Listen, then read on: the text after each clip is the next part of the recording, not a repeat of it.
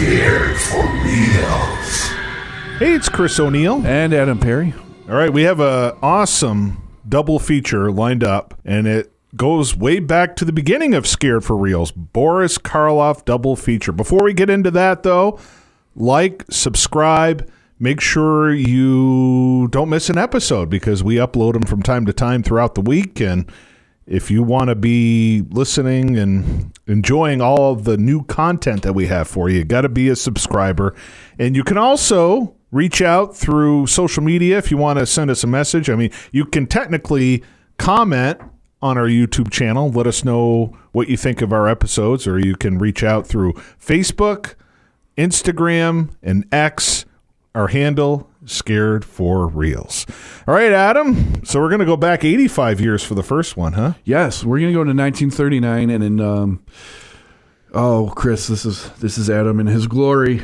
You know, this is my talking to yourself in the third person. Yes, that's a great start. Yes, yes. This is my favorite era and genre of horror, and my favorite actor from that time period. So. Yeah, so in 1939, in the middle of a contract dispute with Universal Studios, Mr. Karloff went and did a couple horror movies for Columbia Pictures. He had a good chunk of movies over there. Yeah. I mean, throughout the 40s he did, but this was right in the middle of his Frankenstein heyday. With Universal, and it's only like 8 years after Frankenstein. So he hadn't done Son of Frankenstein yet. Right. Yeah. They were in a contract dispute, so he goes and does this. And this is a gem of a movie, Chris. It's hard to find nowadays, but this is a really cool, unique movie. Columbia Pictures were big into the mad scientists. Yes, they were. Type of horror movies in this area. So. The man they could not hang. This Boris Karloff plays Dr. Henrik Savad. He's a scientist who develops a machine that brings the dead back to life, and he has just perfected this machine. And he is looking for a volunteer, and he finds that in a young college student who volunteers, freshly engaged college student at that. And he's got like the perfect heart. I did see parts of it seems like they had to do a test to make sure this guy was healthy before they could go ahead. Yeah, so Karloff finds his perfect specimen to try this machine out on. This student agrees to go along with the procedure against protests from his soon-to-be wife, his fiancée, assuring his fiancée that everything's going to be okay. They go through with the procedure, and Boris Karloff goes about killing him because he has to kill him before he can bring him back to life. Yes. That's kind of how that works. Someone has to be dead. It's almost like it's got a film noir aspect. This is like the perfect plan, and you know it's going to go wrong. Yeah. I mean, just from the title. So Karloff kills this young man, and as he's letting his machine do his thing with his assistant, the fiancée, she gets a little nervous and calls the cops, and says that Dr. Savad has killed my fiancé, and he needs to be arrested. So they break down the door, knowing that the police are coming. Right. Karloff tells his assistant to go hide in the basement and wait for further instructions. And they kick down the door, and Boris Karloff is arrested, and the young man remains deceased.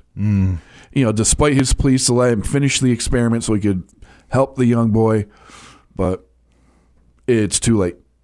Yeah. So, because I imagine you have like a certain window before the corpse remains a corpse, and that's what Karloff argues, that he only has a limited amount of time to make this happen, and they're mid experiment. Let him finish, and they don't let him finish. No. So, because what fun would that be? We would have a movie if that was the case.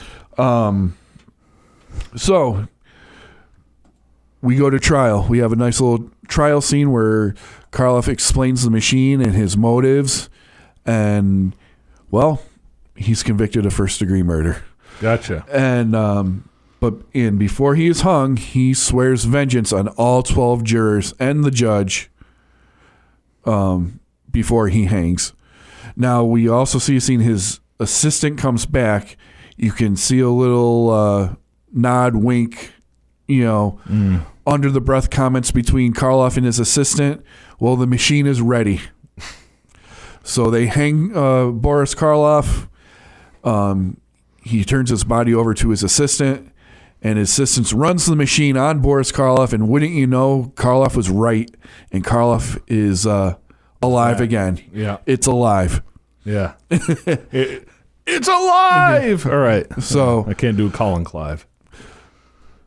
So we now know the machine works, and then all of a sudden, all the jurors and the judge get invitations to meet at a dinner party. And they all show up. They don't know why they're there. And then, lo and behold, to their surprise, out walks Mr. Karloff, Dr. Savad. They think it's a joke at first. And Karloff assures them that it's not a joke, that they should have listened to him. He sits them down for a nice dinner and then goes on to explain to them that every 15 minutes, one of them is going to die. Right. And he then proceeds to lock him into the house in like a torture chamber type setup, and starts picking him off one by one every 15 minutes. And it's cool, Chris. They just there's actually like clever kills here. Like the guests try to protect the one who's marked for their 15 minutes, but somehow they like it's like they always get caught off guard. They don't expect. They're waiting for someone to get shot, or they're waiting for the first victim gets electrocuted by the fence that's locked them in.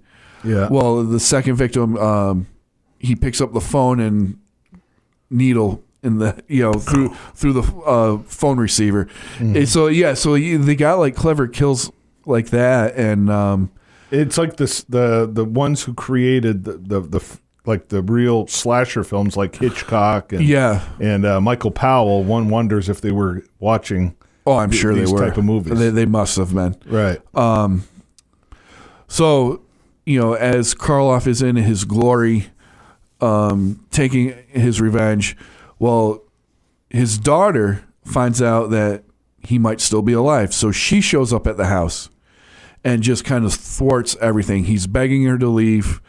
To not be involved with this. We find out that he has killed his assistant after being revived. So, because he didn't want, when he started his revenge, he didn't want anybody going to the police about it. Man, that sucks. Yeah. Like the first, you'd think that he would go through all of the, and then the assistant. What about the fiance who set him up? I mean, well, she's in the party.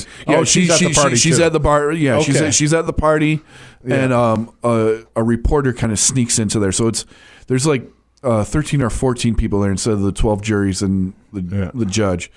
And it's the reporter who gets in contact with Karloff's daughter to get her there. Right. So she shows up, kind of throws the monkey wrench into everything. He's trying to get her to leave, and she accidentally gets killed by one of his traps. And as he's trying to tend to her, he gets shot by, one of the police one officers? of the patrons inside, because one of them is armed. Okay. And so what do? Well, we go back to the machine, and with the remaining jurors who have survived watching, he brings his daughter back to life, and they're like, "Wow, you were right. This does work." And then Karloff proceeds to destroy the machine, allowing himself to bleed out and die from his gunshot wound, and Roll credits. Yeah. It's a quick 64-minute movie. Yeah. Just the way you like it, Chris.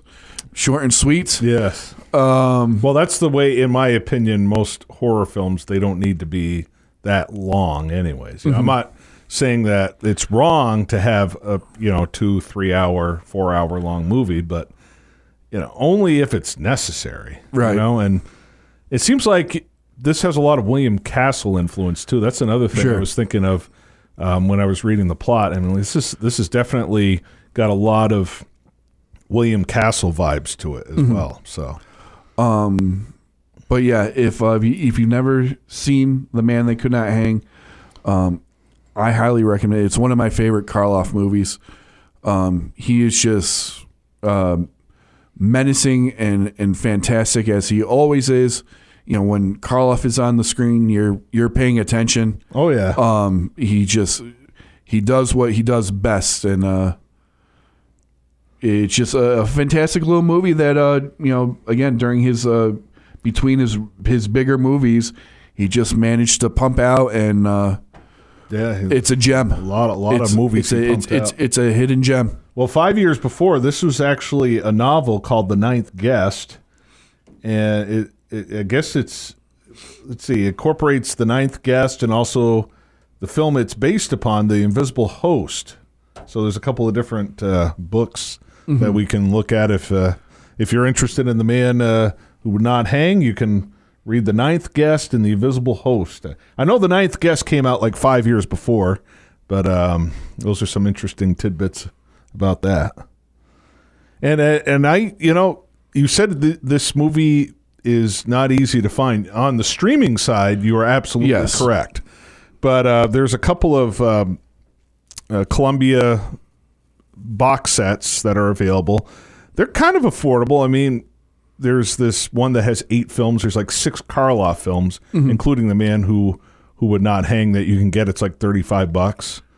Yeah, with shipping, maybe $40. I know Diabolic DVD has them. I mean, and you save a few bucks if you order from Diabolic DVD, believe it or not, over Amazon. Yeah. Because Amazon, for some reason, I'm always finding the few times I've actually gone with Amazon instead of Diabolic DVD, how it's like, okay, well, I could have saved money, a few bucks. And I know, like, I just bought Taxi Driver. I know I throw in Scorsese, it seems like every episode. But there was a 4K of Taxi Driver that was just released a couple of months ago. It was like $48 altogether with Amazon. It was like $38 through Diabolic DVD. Oh, wow. So you do save money at times. Sometimes they're about the same because, Amazon does the price match. But, if you want your package to come all in shambles potentially, go with Amazon. Yeah. Yeah. Diabolic DVD's not paying me by this for this, although my wife probably wishes they would, give me DVDs and Blu-rays and 4Ks for promoting them all the time. But highly recommend you, if you're going to buy that box set, and Eureka Entertainment actually released one a few years ago, Karloff at Columbia. Yep. And that movie is on that collection as well. And there's also, I think you can get some DVD editions of this. I know they were released like 20-something years ago. That may be out of print, but for Blu-ray purposes, it's not on its own, but they're within those 2 collections I just mentioned. And again, you can get them at Diabolic DVD. Or if you want to continue supporting Rocket Man, you can probably find them on there as well. Right. But yeah, it's great that we can get all of this stuff on physical media. And because, as you said, streaming, you can't find it anywhere. Yeah, I mean, you bought it through Amazon Prime. I did buy it through Amazon Prime. The thing is, if Amazon Prime loses their rights to that, you won't have that either anymore. That's the bummer. You spent $20-something, right? No, it was only like. Oh, okay. My wife did that. My wife spent $20 on a movie, and she goes, "Oh, I couldn't find it on DVD." And literally took 2 seconds. You could buy it through here if you wanted to. So yeah, I mean, I like with Amazon Prime, like obviously like the newer movies, you're gonna spend $20-$25. Right. A movie like this would only, I think it was only like $3.99 or $6.99 or something. Oh, so you own it? So it's not just to rent? Yeah, no, I owned it. Okay. I own it. For now. I own it, so I can watch it whenever I want on Amazon Prime. But that's the thing, though. Yeah. That's the thing a lot of people don't realize when they buy stuff from Apple, from Amazon Prime, whatever streaming service you buy your movies from, if they lose the rights to it, you won't have it either. That's the unfortunate caveat with streaming. Which is why, if I love a movie, and Adam, I know you got a family, but if you ever just want to make sure you always have it, these box sets, and actually And I usually do when it comes to these type of movies. I mean, yeah. But this, I mean, the 8 film collection I mentioned just came out, I think, a year or two ago. Yeah. So it's still fresh. And, and I probably have a Karloff collection with this on if I really you probably do. If I really look through all my collection. I probably, Shame on you for not looking, so I couldn't watch it. But no, I actually did try to watch it. I know there's some untrustworthy sites you can watch this from, and I tried, and I got through like 5 minutes, and then it just went kaput. So, support physical media if you can. So what's the next one came out 5 years later, the next Karloff movie. The next Karloff in this double feature, we're going to talk about 1944's The Climax. And this is a little bit more interesting, at least in terms of backstory than The Man They Couldn't Hang. One of the rare movies, Chris, Karloff in color. Yeah, I think it was the first time you could see Karloff in color, if I'm not mistaken. Because they were going to do Son of Frankenstein originally in color, right? And then they scrapped it. But you can go on YouTube and find video, some color stills, probably. No footage, really? Yeah, of Karloff from Son of Frankenstein, and the monster was green. Right, the monster was green. Well, that's the thing. Like, if people may or may not know this, to us, it's kind of obvious. Shooting on black and white back in the 30s and 40s was less expensive. Now it's more expensive. Yeah. But back then it was like The Adventures of Robin Hood came out in 1935. A color production was very rare at that time. Yeah. So we're in the heyday where color movies were starting to be made more and more. Right. I mean, you had Gone with the Wind, which made a ton of money, and still no movie has sold more tickets in history than Gone with the Wind. I don't think any movie ever will. But that's a whole different discussion. So The Climax, interesting behind the scenes. So you've read a lot about the behind the scenes stuff. So I know my fair share of it. So basically, where we're at is in 1943, Universal remakes their Phantom of the Opera with Claude Rains. Yes, and it goes on to win them a Grammy. Or Oscar. Sorry, it's okay. I'm thinking Aerosmith too. With the recent retirement, I'm thinking a lot of music. Well, Seinfeld always said go out on top, and that's probably a good idea. They certainly did. Because unfortunately, I know we're diving into music instead of movies, but Kenny Rogers is a perfect example. A great guy. Mm-hmm. He probably should have hung up the belt and retired a long time ago, because we saw him for the last time in 2017 when he came to Glens Falls. That was his last concert ever. Yeah. And it was very sad and it really tear-jerking kind of way. Right. Him trying to sing and he had to sit half the time because he had hip surgery. Mm-hmm. It was rough, and he probably should have retired years ago. So I mean, Aerosmith did the right thing. So Anyway, going back to Claude Rains, who's a brilliant, probably one of the greatest character actors of all time. So congratulations, Aerosmith! Wonderful career, all-time favorite band. You did it the right way. But yes, they won the Oscar. Claude Rains, a classic. I still prefer the Chaney version. Oh yeah. But the 1943 Phantom of the Opera is a classic in its own right. Just the fact that you wouldn't think of Claude Rains playing the Phantom of the Opera, and they do an entirely different movie too. Right? It's not. It's really not like the Lon Chaney one. Or even the book. The book. Yeah. Right. It's more of an musical. Yeah, it's a musical with a whole different plot and a whole. Right. But the chandelier still falls. Right. And that's the important thing. Well, that's the thing. You got to think about it too. Claude Rains, in this time frame, he'd done The Wolfman. He did Casablanca. He's done Mr. Smith Goes to Washington. He was just like so versatile. And if anyone could pull off a Phantom, if you have to remake the Phantom of the Opera, which for money purposes you got to, right? Yeah. Because there's no other reason to do it other than to try to make money. And Claude Rains is more than capable of handling a role. He could handle any role, in my opinion. Right. So go ahead. I keep going off course here. It's all right. So this was originally conceived to be a sequel to that movie. using the same sets and the same cast, and just continuing the story. But somewhere along the lines, Chris, and it's not really well known or really documented, they changed course and direction and they just go on to make an original movie out of this. And this is where the plot of the story, the execution of the movie, when you watch it, kind of gets a little weird. Mm-hmm. But The Climax was a horror film produced by Universal Pictures, first released in the United States in 1944. The credits state that George Wagner based the film off of a play from 1909 from Edward Locke.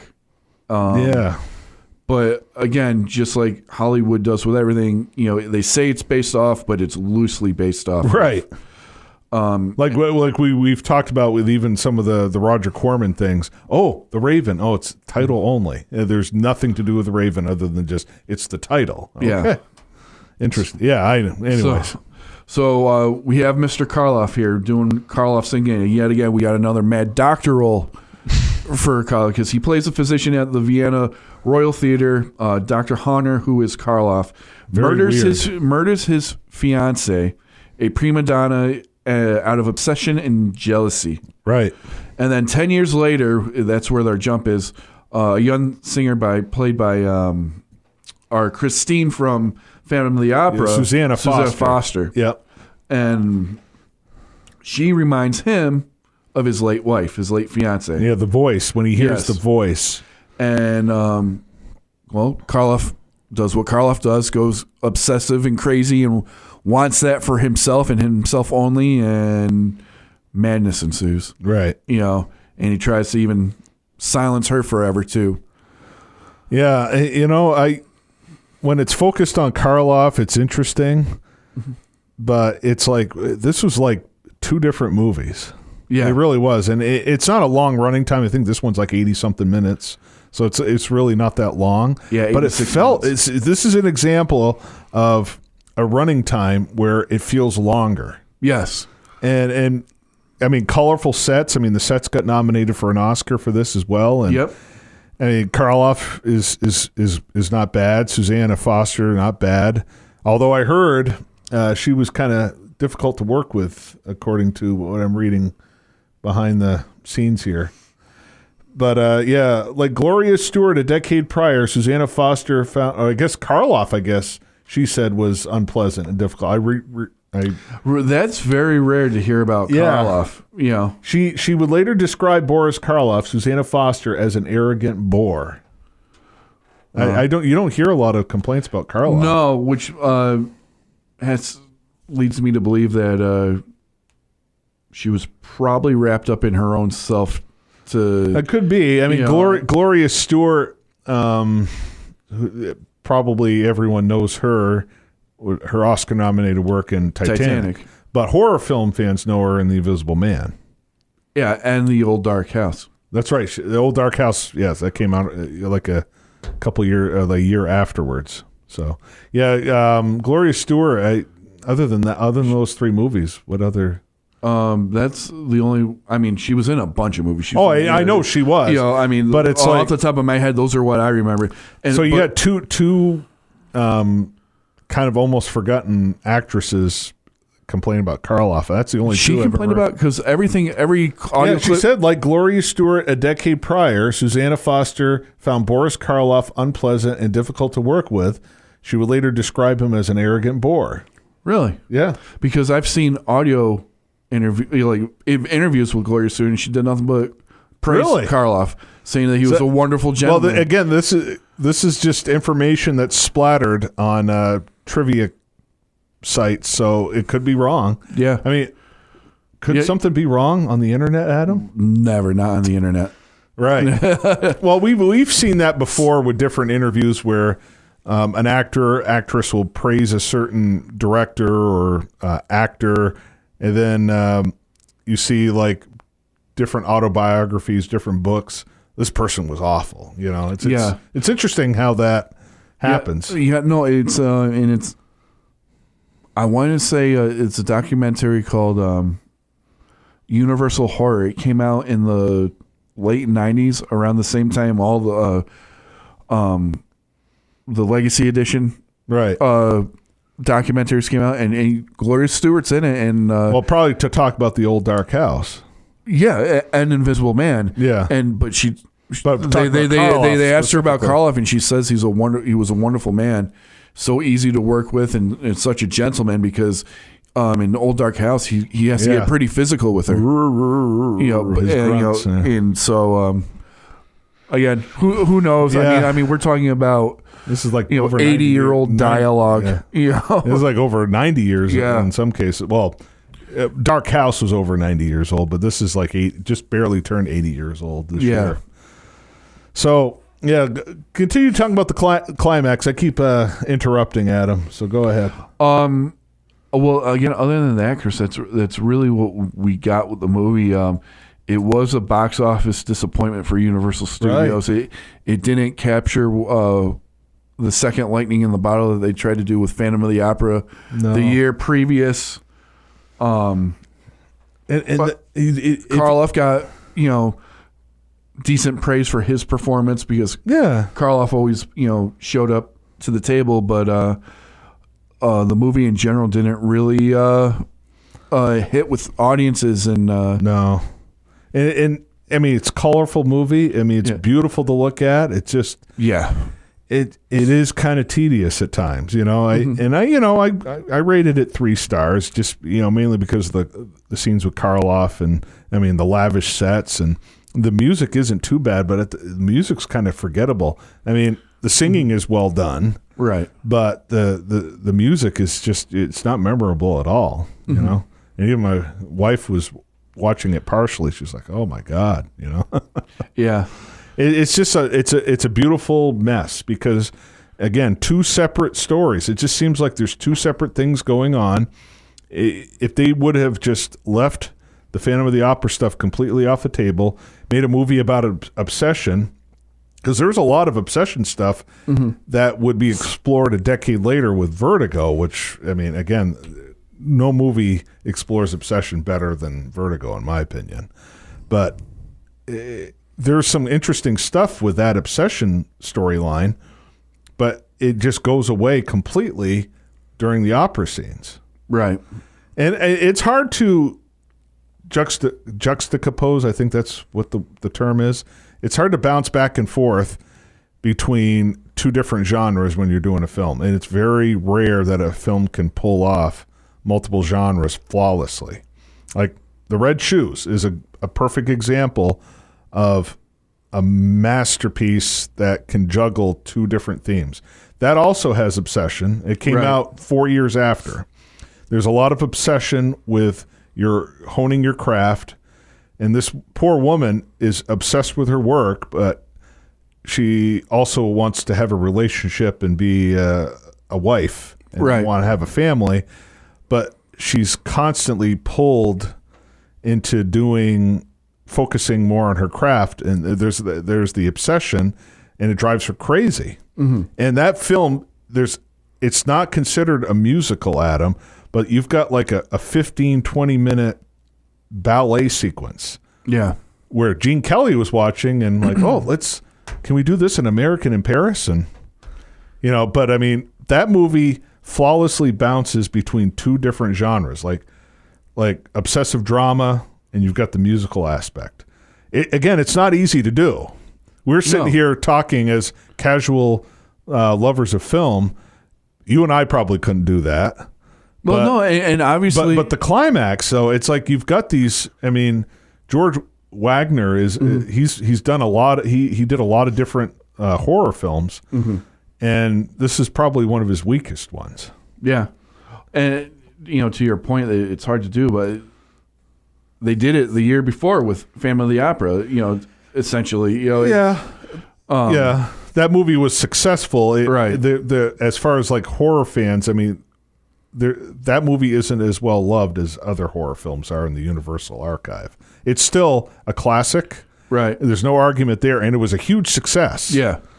But when casual people talk about their favorite Universal monsters, that version of Phantom of the Opera does not come top of mind compared to the other ones. Well, I mean, I'm just saying any Phantom of the Opera, unless because there's lovers of horror film that watch that Phantom of the Opera and they are bored with it. I've read a lot of reviews where they focus too much on the opera. Again, visually stunning movie. I've only seen bits and pieces. I can't critique it myself because I haven't seen the whole thing. Again, from start to finish. it's another one of it was in color. It was one of the first Universal movies that went all in on the color. And I think they used the same sets from the 1925 Phantom of the Opera, too. Yeah, they used the same sets here, too. I know, it's great. The Paris Opera was used. I mean, there's hundreds of movies that Paris Opera set was used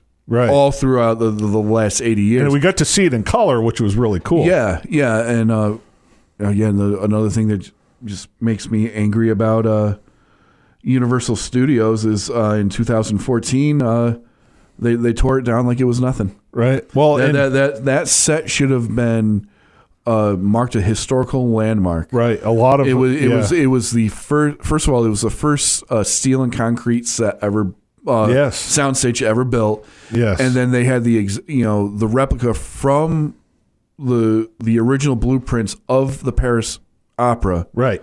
Built in there.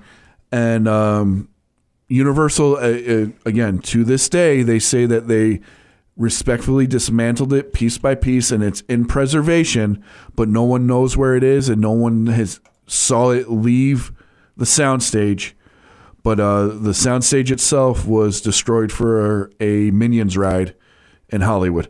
And I know. That drives me insane. Not even as a lover of the Universal Pictures like I am, just as a film fan in general. Right. You have a set that iconic, that old, still intact, still in use. Right. And to just, hey, it's out of here. Well, and it's going to break my heart the day they go to the back lot and they do that with the Little Europe Village that we've seen in every single Universal monster and still see in movies today. Court of Gestures from Hunchback. It's so iconic, and it's going to break my heart when they do the same. But it's inevitable because or a fire will happen. Exactly. That's it. I've said it before many times on the show.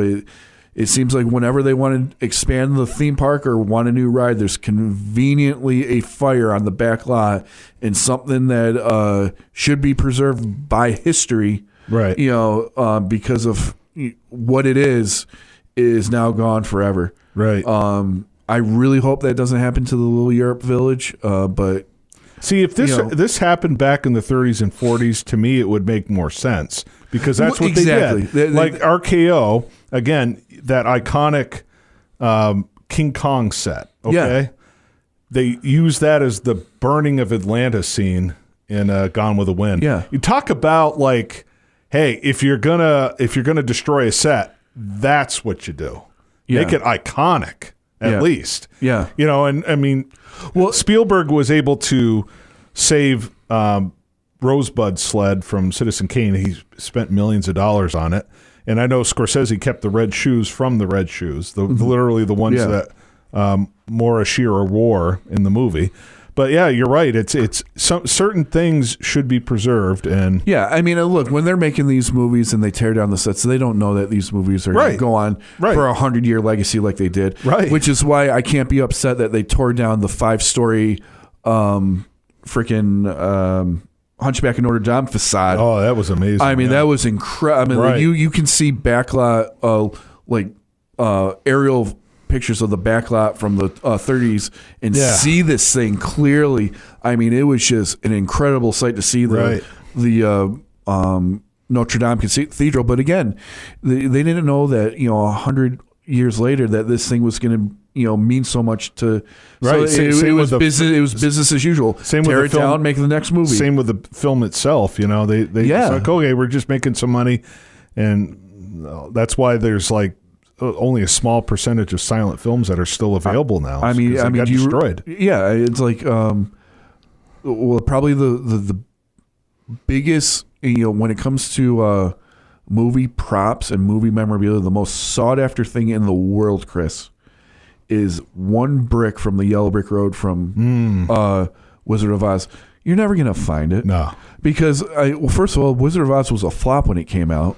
Yeah. And, it was painted on a backstage. They tore it up and recycled it and moved on. Right. So, I mean, if you find any bit of it, you are going to be worth millions and billions of dollars, but you're never going to find it because, again, you can't see into the future. You're not going to. They couldn't see the impact of what Wizard of Oz is going to be 50, 60 years later. Right. And same with the Phantom of the Opera set. But this is my problem with the Phantom of the Opera set. But that was like happened now. We knew. Yeah. We know it's worth. Because we knew it's worth 10 years ago. This happened. Yeah, we knew it's worth. And there was a major protest to not destroy Soundstage 28. But they did it anyways. So. But yeah, I mean, that's my rant. I have so many problems with how Universal treats their legacy. I'm glad they're starting to show some love. Like this Halloween, I know you're going to see a lot of Universal monster costumes because with the new park opening in Florida and one section of the park dedicated to the Universal Classic Monsters, you're going to see a lot of monster merch coming out, which is fantastic. And I'm going to be blowing hundreds of dollars on it because that's what I do. Just like you and your box sets. Yeah, I see that Universal Monster logo and I got to have it. You're right. So it's between the two of us, we could screen the movies and you could have the back lot and everything. Yeah. So all right. How come we didn't think of that before? Yeah. We went on a tangent. The Climax, though, it's an interesting movie. Yeah. It doesn't change the game in any way. No. But if you are a Karloff fan, it's cool to see his first color film performance. And when I first watched this movie, it was one of the first movies I really saw with him out any heavy prosthetics on his face. Right. And I will say this, to see him perform without that and that he can still be just as scary and as menacing, it just, again... I don't think he had a lot of prosthetics either with The Man Who Would Not Hang. It was just in black and white. At least at the beginning. Yeah, it was part. In black and white. He does have a neck prosthetic because his neck's broken. But the beginning. I meant the beginning, yes. Yeah. But that's all I saw. but in the beginning, he hasn't flipped to crazy either. So, watch both of these movies. Again, if you're a fan of classic horror, a Boris Karloff fan like I am, these are must-watch. Just to... if for anything else, the evolution of Boris Karloff's acting performance and his range, it's fantastic. Yeah, and that's the thing. Like, unless you are a Boris Karloff completist, it's really hard for me to recommend this movie because it's colorful, lavish. I'm not as big of a Karloff fan as you are, but I still enjoy watching him. So that is the only attraction to this movie, in my opinion. Yeah. So that might be enough. That might be enough. Yeah. I'm just warning, if you're listening right now and you're a casual fan of Karloff and a casual fan of lush, colorful films, you may want to stay away from this one. Right. But again, if you're a Karloff fan like we are, it's definitely worth watching once. Yes. So yeah, this one's a little. I don't know about streaming with this one. I don't know where I think you might be able to watch it on YouTube, perhaps. Like if you pay for YouTube to rent it. But I know for a fact there's a couple of ways you can go as far as like purchasing the film. I have the DVD version that Universal Studios put out, the Boris Karloff collection. It was like 18 years ago. And I can't believe it's that long. But just 4 years ago, Scream Factory, they've been putting together these Universal horror collections. This one is in Volume 4. If you want to go the Scream Factory route. A little more pricey. I don't know if the DVD version's out of print. If you want if you're a diehard Boris Karloff fan, you'll probably want to go with the Scream Factory route because, I mean, their restoration's going to be a lot better than the DVD. But either way, those are your options when it comes to watching the Climax. Hey, let us know what you think about these Boris Karloff films. Are they your favorite? Do you totally disagree with us about the Climax? Or do you hate The Man Who Would Not Hang? I doubt it, because it's definitely more entertaining the 5 minutes I saw of it. Right. But either way, you can find both of them on home video easily. And again, I always advocate for physical media. I know sometimes it can be pricey, but a lot of these places do have sales, which could save you in the long run. And, just because you own it through a streaming platform doesn't mean it will be around forever. I mean, nothing technically is forever, but I think physical media, if you own it on Blu-ray or DVD, in most cases, it will last longer. But again, comment below, subscribe so you never missed a Scared for Reals episode. We're also on X, Instagram, and Facebook at Scared for Reals. We'll see you next time on Scared for Reals.